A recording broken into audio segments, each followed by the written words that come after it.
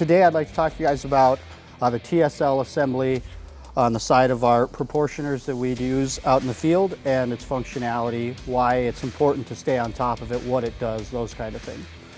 The idea behind this TSL assembly is to clean the residual A-side chemical off of the pump shaft when it comes in and out of the A-side chemical to prevent residual buildup of A-side chemical on the pump shaft, therefore prolonging the life of the actual inlet pump.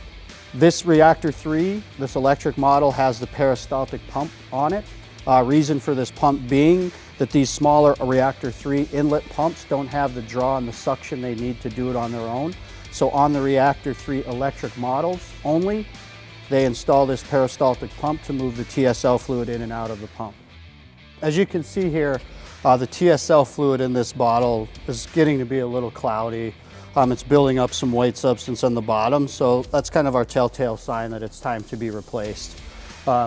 We do have a new bottle here, so let's get into the changeover process and just how easy it is. So to start, we're just going to pull the bottle out of the holder and simply take the top off. I always grab some paper towels just to make sure we're not dripping anywhere, getting any mess anywhere it doesn't need to be. And while I have this in the paper towel, I can kind of show you guys what these screens look like and what to look for.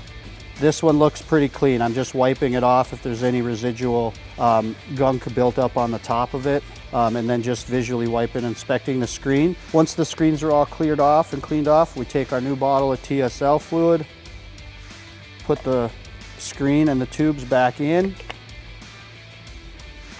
screw the top onto the bottle and put the bottle back into its place.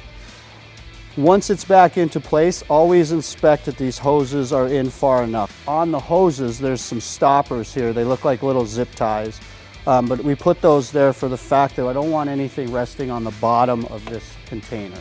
So we want the screen and the other hose, off of the bottom, maybe at the bottom of the label, off the bottom an inch or so.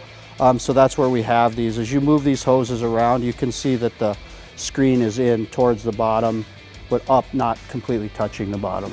Now you're ready to keep spraying and keep going. We can ensure that our pump's going to be clean every time and that we're ensuring the functionality of the TSL assembly, and that's just going to ensure we're prolonging the life of the equipment as we're using it.